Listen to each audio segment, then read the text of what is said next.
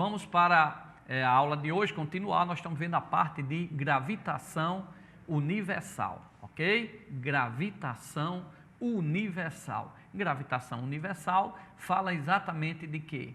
A gravitação universal, ela fala da parte clássica, que é as leis de Kepler e as leis de Newton, né? A Newton, que dois planetas de massa M1 e M2 se atraem, né? E é diretamente proporcional às suas massas, inversamente proporcional ao quadrado de sua distância. E as leis de Kepler, que nós já falamos aqui, a primeira lei, que a órbita do planeta ao redor do Sol aí é uma órbita elíptica, ok? A segunda lei, que varre áreas iguais em tempos iguais, nós acabamos de fazer uma questão.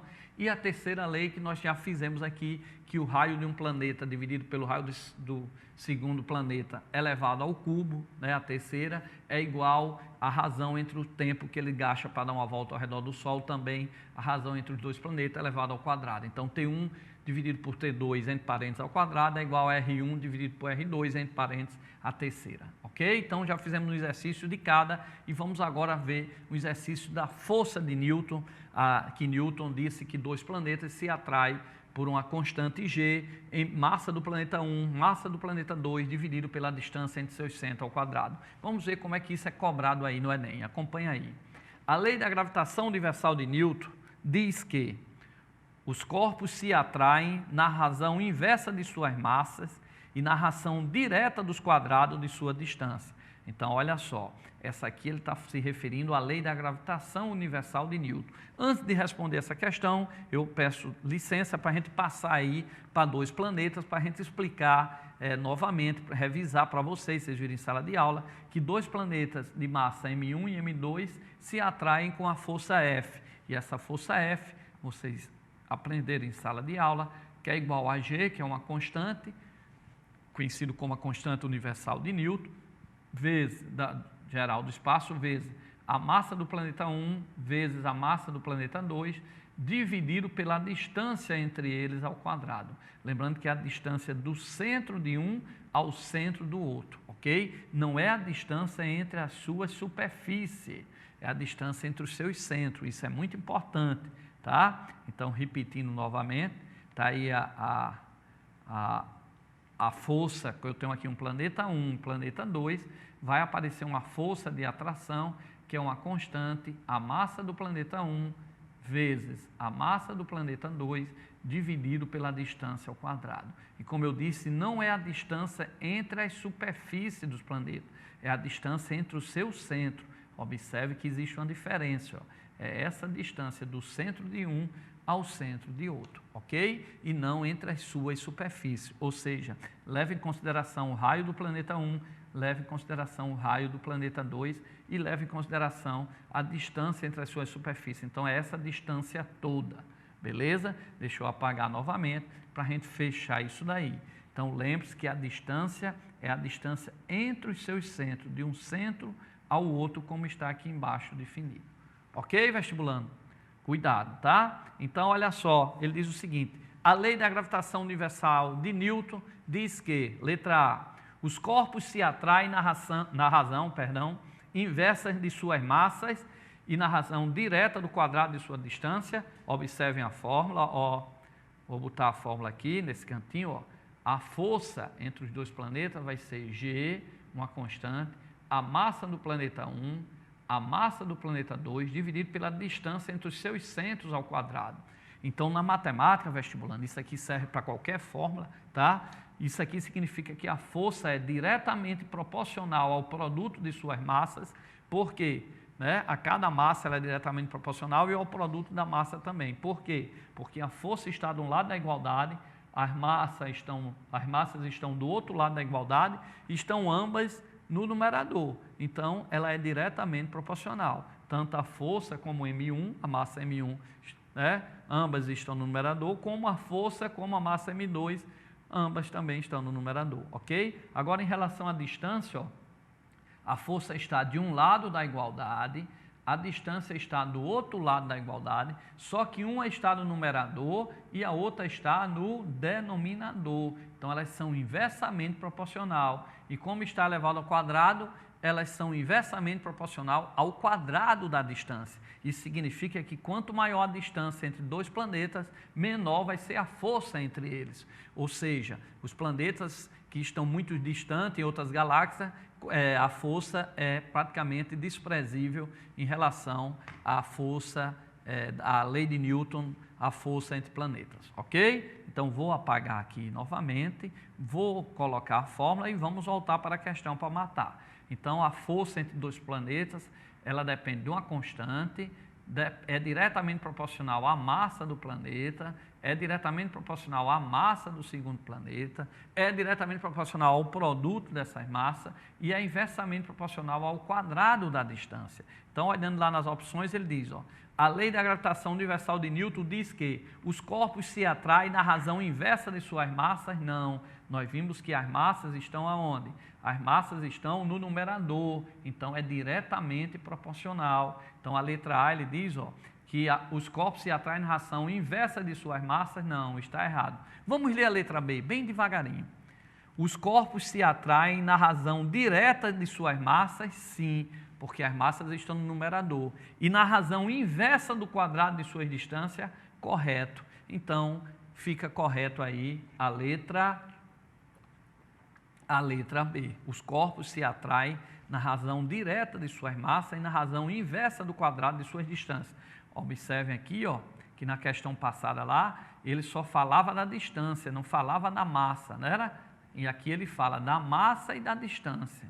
Então, a força depende da massa e depende da distância, ok? Então, olha a fórmula, ó. A força depende diretamente das massas e inversamente da distância que está no denominador. Então, correta a letra B. Vamos só reler essa questão para a gente ir para a próxima e pular essa daqui, ok? Então, vamos lá. A lei da gravitação universal de Newton diz que, então a gente viu que a força depende diretamente das massas e inversamente ao quadrado da distância. Letra B, os corpos se atraem na razão direta de suas massas e na razão inversa do quadrado de suas distâncias. Correto a letra B. Vai para cá, para cá, para cá, tá? Então, essa era a força de Newton, que entre dois planetas aparecia uma força. É interessante que Albert Einstein usou esse raciocínio. Se eu tenho a Terra e o Sol, eles se atraem, tá? Aí Einstein disse, e se o Sol desaparecer rapidamente? A gente conclui então que a força desapareceria rapidamente. Mas nós sabemos que nada pode viajar mais rápido que a velocidade da luz. E só para você ter uma ideia, a luz que sai do Sol até chegar na Terra leva 8 minutos. Então, quando a massa do Sol desaparecesse pela fórmula de Newton, desapareceria essa força. E a força seria mais rápida, o efeito do campo gravitacional aí seria mais rápido do que a velocidade da luz. Então, Einstein não concordou com isso. E isso foi um dos pontos que depois ele viu que, na verdade, não existe essa força de atração gravitacional. A gente estuda, como eu disse, é cobrado em concursos, até para dar um embasamento para os cientistas lá na frente, para você ir construindo o seu pensamento, tá? Mas Einstein colocou que o que acontece é que planetas que têm uma massa muito enorme, ele cria uma deformação ao seu redor e termina atraindo os outros. Está aí a figura aí, ó, como se fosse a Terra, ela cria aí, ó, uma deformação no espaço e no tempo. Coloca aí, Jonathan, na telinha. Então, vocês veem aí que é a deformação do espaço que atrai os corpos, que criam essa trajetória e não mais as forças peso, ok? Então, pela teoria geral da relatividade de Einstein, um corpo que tem uma determinada massa, ele deforma esse espaço, tá certo? E o tempo também, beleza? Deixando assim o espaço e o tempo de ser absoluto, ok? Então, é para cá, para cá, para cá. Então, isso aí é a teoria da relatividade especial, ele fala um pouco de Einstein, e essa aí teoria da gravitação de Einstein, a teoria geral da gravitação de Einstein, ele fala sobre a deformação do espaço e do tempo, provocado por corpos, principalmente esses que têm uma massa bastante elevada. Beleza? Nós estamos aqui hoje na aula da parte de gravitação universal, já é o nosso segundo encontro sobre esse assunto. Falamos no primeiro encontro, em aulas anteriores, sobre o geocentrismo, aquela primeira teoria em que a Terra era o centro do universo e os planetas giravam ao redor dela, foi o primeiro modelo, o modelo do geocentrismo, e depois veio aí o padre Copérnico, né, tá? E criou lá uma teoria do heliocentrismo, em que o Sol seria o centro do universo e os outros planetas giravam ao redor do Sol, ok? E hoje em dia nós sabemos que, na verdade, existe aí bilhões e bilhões de planetas, de bilhões e bilhões de estrelas iguais ao nosso Sol, né? Então hoje não existe mais só o que eles observavam naquela época, era a Terra, só os planetas que eles avistavam, e hoje nós sabemos que existem centenas de bilhões de planetas iguais aos nossos, de sóis, de estrelas, né? Nosso Sol é uma estrela pequena, as outras estrelas são bem maiores, mas como esse nosso Sol, a nossa estrela Sol está mais próxima da Terra, a gente sente o efeito dela, mas ela é uma estrela considerada pequena, as outras estrelas são bem maiores, existem, como eu disse, centenas de bilhões de galáxias. Se você olhar aí na telinha agora, ó, você vai ter aí uma foto, aí, uma visão do universo, né?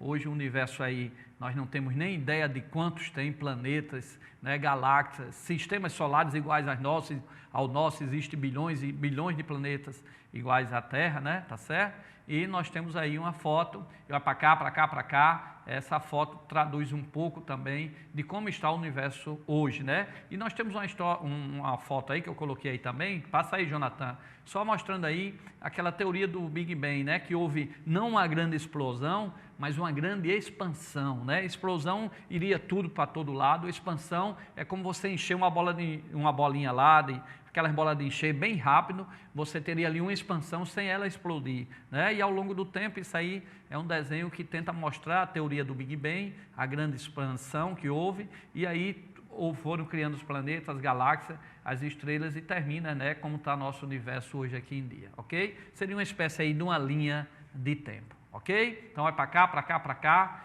Então vamos continuar aqui nossos exercícios de gravitação universal, e nós estamos vendo a gravitação universal hoje clássica, as leis de Kepler. Quais são as 3 leis de Kepler? A primeira é que o planeta gira ao redor do Sol, mas é em forma elíptica, não é em forma circular. A segunda, que varre áreas iguais em tempos iguais, né? Já fizemos exercício aqui, essa aula está sendo gravada, daqui a uns 10, 15 dias vai ser editada, melhorado o som, vai aí para o nosso blog, já está aí, então você já pode pesquisar ela, mas tem outras aulas lá também, né? Então você vai ter essa aula e pode explicar, ver, assistir no horário que lhe convier, de manhã, sábado, domingo, de madrugada, você assiste, volta, copia, tá? Aqui, como é ao vivo, a gente vai um pouquinho mais rápido. E a terceira lei que a gente viu, que se dividiu o tempo, o período dos 2 planetas ao quadrado, é igual ao raio dos 2 planetas ao cubo. Fizemos um exercício, vocês podem pegar essas aulas aí outro dia, ok? E estamos fechando essa parte de gravitação universal e vamos para mais uma questãozinha interessante que às vezes até a imprensa, a informação chega errada, celular tocando aqui, né? Vocês podem, Jonathan, coloca aí, podem interagir com a gente pelo Facebook, tá? Luiz Carlos Noronha, só entrar aí no meu Facebook, tá? E também pelo Twitter, né?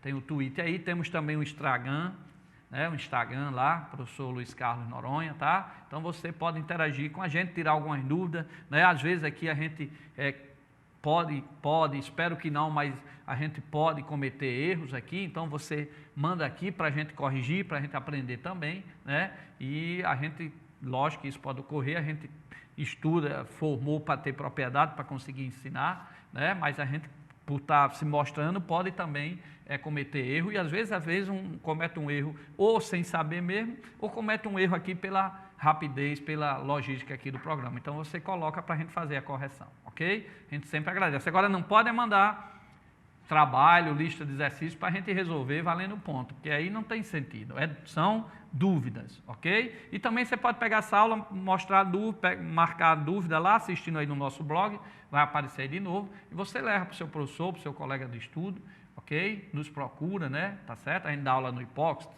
dá aula no CDF, que é via direta, dá aula também lá no Êxito, lá no Alecrim, esse do Colégio de Curso, então é só procurar a gente ou um dos colegas de vocês, beleza? Mais uma questão aí de gravitação universal, acompanha aí na telinha.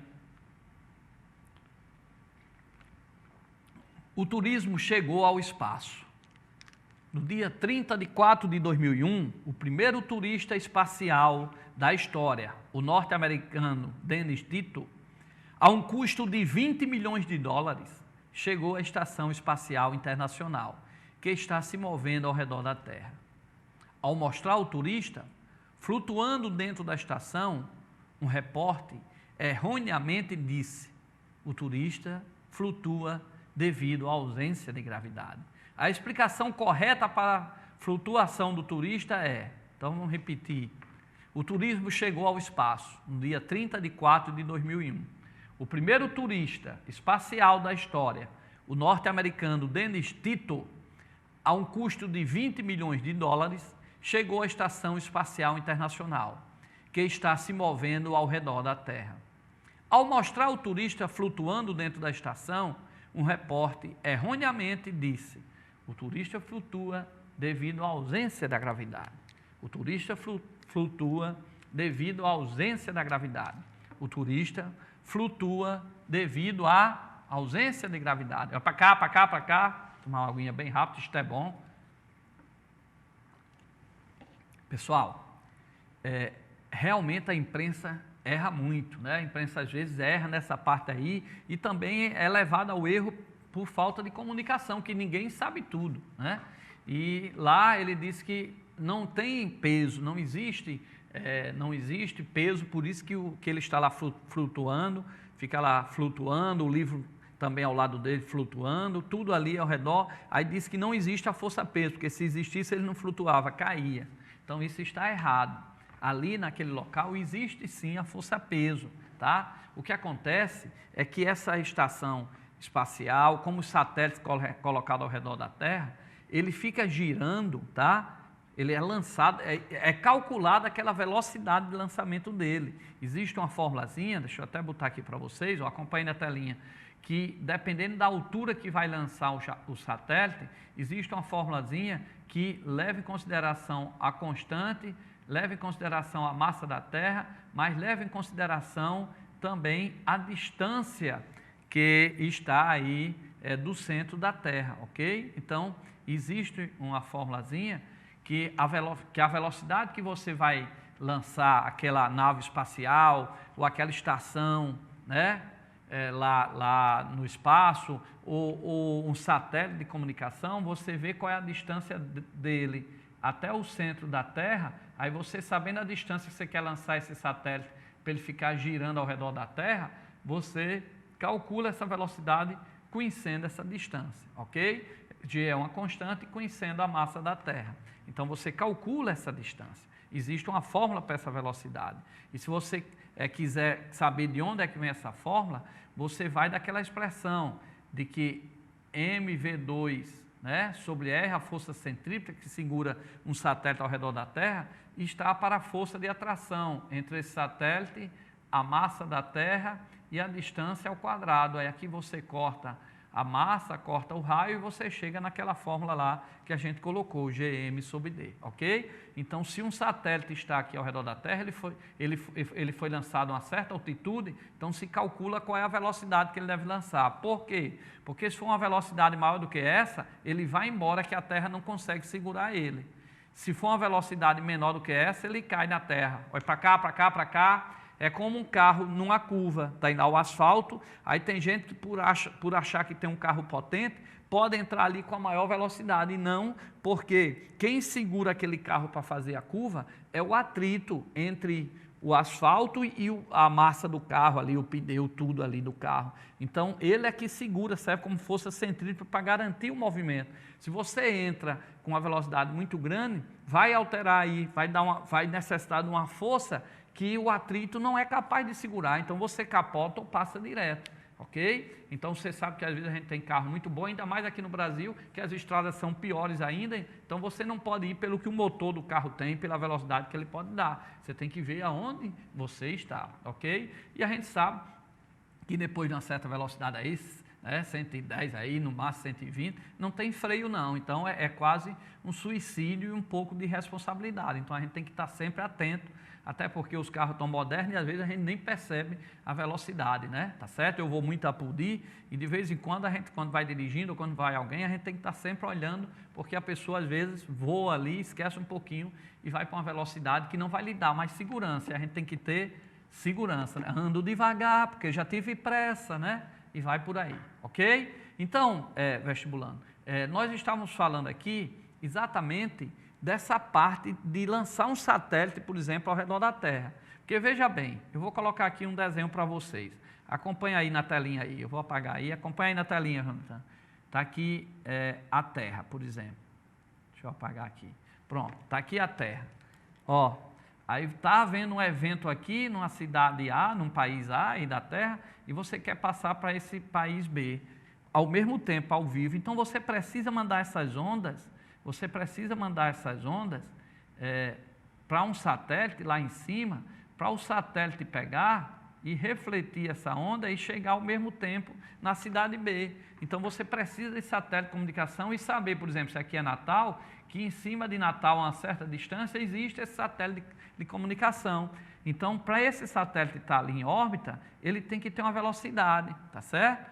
Então, essa velocidade é calculada pelaquela fórmula que a gente demonstrou há pouco tempo. Raiz de uma constante g, massa da Terra, dividido pela essa altura que você lançou esse satélite. E por que tem que ser essa velocidade? Porque se for uma velocidade maior, a Terra não segura ele, ele vai embora, como um carro fazendo uma curva e não tendo atrito suficiente. Se for uma velocidade maior do que essa, ele vai embora. Se for uma velocidade menor, ele cai na Terra. Então, essa fórmula aqui que a gente botou, deixa eu só apagar aqui para vocês, caso venha cobrar aí para vocês, é a fórmula para saber a velocidade que você deve lançar um satélite, né, ou uma estação espacial, para ela ficar girando ao redor da Terra. Então, é uma constante, a massa da Terra, e dependendo da altura que você está do centro da Terra, ele vai dizer quanto deve ser essa velocidade. Então, você já lança o satélite de comunicação a essa velocidade, ok? Aí, o que é que acontece? Ó? Nós fizemos até aqui, ó, a questão, vamos lá. Vamos reler a questão rapidamente e fechar essa questão. O turismo chegou ao espaço. No dia 30 de 4 de 2001, o primeiro turista espacial da história, o norte-americano Dennis Tito, a um custo de 20 milhões de dólares, chegou à Estação Espacial Internacional, que está se movendo ao redor da Terra. Ao mostrar o turista flutuando dentro da estação, um repórter erroneamente disse: o turista flutua devido à ausência de gravidade. Não é, vai ter a força-peso lá. O que ocorre é que esse turista e os objetos que estão ao lado dele, todos estão na mesma aceleração, eles estão girando. Eles não caem na Terra porque tem uma velocidade certa. Ele não passa direto porque tem uma velocidade certa. Então, ele está sempre girando ao redor da Terra. Então, como ele está sempre girando, os dois estão com a mesma aceleração. Então, você tem ideia que eles estão caindo, que eles não caem, porque ali não tem peso, tem. Agora, ele não cai porque tem essa velocidade na horizontal que não permite que ele caísse. Se você frear a estação internacional, se não tivesse a velocidade, os dois cairiam devido à força-peso. Então, cuidado, é para cá, para cá, para cá. Lá no espaço, tá? Naquela estação, eles estão flutuando porque a velocidade leva ele e a Terra puxa ele. Se não tivesse força-peso, eles iam embora. Não tinha mais quem segura esse satélite para estar sempre girando ao redor da Terra. Como eu falei, está sempre aqui em cima de Natal, é a força-peso. Se não existisse a força-peso, o satélite ia embora. Essa estação aí espacial internacional, ela ia embora. Ela ia embora. Então, pessoal, o que atrai essa estação para estar sempre ali, ou o satélite para estar sempre ali, é exatamente uma força gravitacional, é a força-peso. Então, o repórter dizer que ele está flutuando lá com os objetos, com o livro, que não existe peso, é errado, porque o peso é quem segura eles. Agora, o que acontece é que eles têm o peso e têm uma velocidade limite para ficar circulando, porque, como eu disse, se fosse uma velocidade maior, eles iam embora em linha reta, ninguém achava mais a estação, e se fosse menor, ele caía aqui na Terra. Então, ele tem uma velocidade limite que eu botei aí na fórmula, e essa velocidade é como eles estivessem caindo, tá? Eles não caem porque tem essa velocidade. Então, o que acontece ali é que eles passam, ficam ali flutuando, mas é porque os dois estão com a mesma aceleração. É como os dois estivessem caindo aqui na Terra. Por exemplo, se eu colocar uma pedra, desprezando aí a resistência do ar, se eu colocar, por exemplo, um piano e você caindo lá de um edifício, os dois vão cair com a mesma aceleração. É parecido como os dois lá na espaçonave, eles estão caindo, só não caem porque tem aquela velocidade que está levando eles. Então, eles estão com a mesma aceleração. Aqui na Terra é um fenômeno parecido como se você estivesse caindo. Se você está caindo lá perto junto do piano, você não tem apoio nenhum, vocês estão caindo com a mesma aceleração da gravidade. Então, nesse caso aí, só fechando aí, volta aí para a telinha, Jonathan. Só fechando aí, ó, ele pergunta, fechando essa questão. Está aqui. Ao mostrar o turista flutuando dentro da estação, um repórter erroneamente disse: o turista flutua devido à ausência de gravidade, ou seja, da força-peso. Falso. Como eu disse, tem que ter essa força-peso, que essa força-peso é quem garante que com a velocidade que ele está, ele fique circulando ao redor da Terra. Então, a explicação correta, então, para a flutuação do turista então, letra A força centrípeta anula a força gravitacional exercida pela Terra. Não, a força centrípeta é a força gravitacional, tá? Então, ele está lá no movimento considerado circular, então a força que a Terra atrai lá a nave é exatamente a força centrípeta, ela não anula. A força centrípeta não é nenhuma nova força, a força centrípeta nesse caso aí vai ser a força gravitacional, ok? A força centrípeta nesse caso só é a força gravitacional. Vai para cá, para cá, para cá. A força centrípeta, pessoal, não é uma nova força. Por exemplo, quando o carro faz uma curva no asfalto, a força centrípeta ali é a força de atrito. Quando ele está lá no espaço, a força centrípeta é a força peso, a força de atração gravitacional. Então, em cada caso, a força centrípeta é a força que está segurando ali para ter o movimento. Ok? Letra B, vai lá na letra B. Letra B. Na órbita da estação espacial, a força gravitacional exercida pela Terra é nula. Falsa. Se fosse nula, ela não ficaria em órbita, ela ia em linha reta.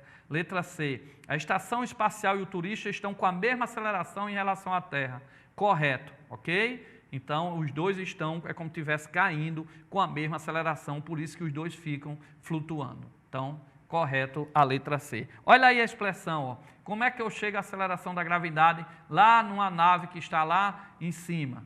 É G, a constante, a massa aqui da Terra e dividido pelo raio da Terra mais a altura que ele está. Então, dividido por R mais H. Então, em qualquer ponto vai ter a aceleração da gravidade. Se vai ter a aceleração da gravidade, tem a massa lá do corpo M2, multiplica por essa aceleração da gravidade, eu tenho sempre uma força-peso em qualquer ponto. Lógico que quanto maior essa altura aqui, mais distante ele estiver da Terra, a força de atração da Terra vai diminuindo, mas ela existe. Então, aí nos satélites, não esqueçam isso, nos satélites, na estação espacial, que está aqui a uma certa distância, vai existir a força-peso. Como ela foi lançada com uma certa velocidade, essa força-peso é que garante que ela fica em movimento circular ao redor da Terra. Ok, vestibulando?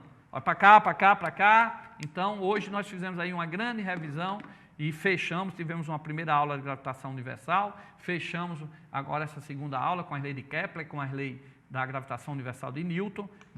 Essa aula está ao vivo, mas daqui uns dias ela vai estar aí no nosso blog, vai aparecer o nosso blog. Ó. São mais de 800 aulas gratuitas. Eu agradeço aí, primeiramente a Deus, lógico, né? E também aos alunos pela confiança, né, no nosso trabalho. São mais de 2 milhões de acessos.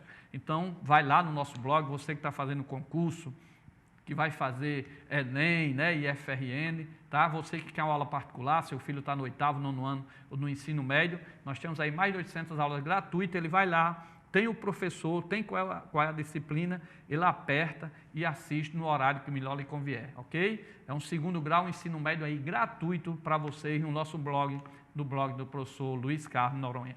Nós agradecemos a aula passada, nós tivemos aqui o professor Gil, de História, o professor Arivan, de Literatura, né? Então, próxima aula também nós vamos ter aí a professora Xuxa, vamos ter o professor Hilton, vários professores que nos ajudam, a gente entende o corre-corre dos professores e quando eles não podem, por isso que geralmente a aula nossa, minha aqui, do professor Luiz Carlos, de Física e Química, ok? Mas a gente agradece a todos os professores que nos ajudam e contamos com vocês todos os domingos, das 21 horas às 22 horas, aula ao vivo aqui na TV União, na TV a cabo ou pela internet no site da TV União. Fiquem com Deus e até o próximo domingo.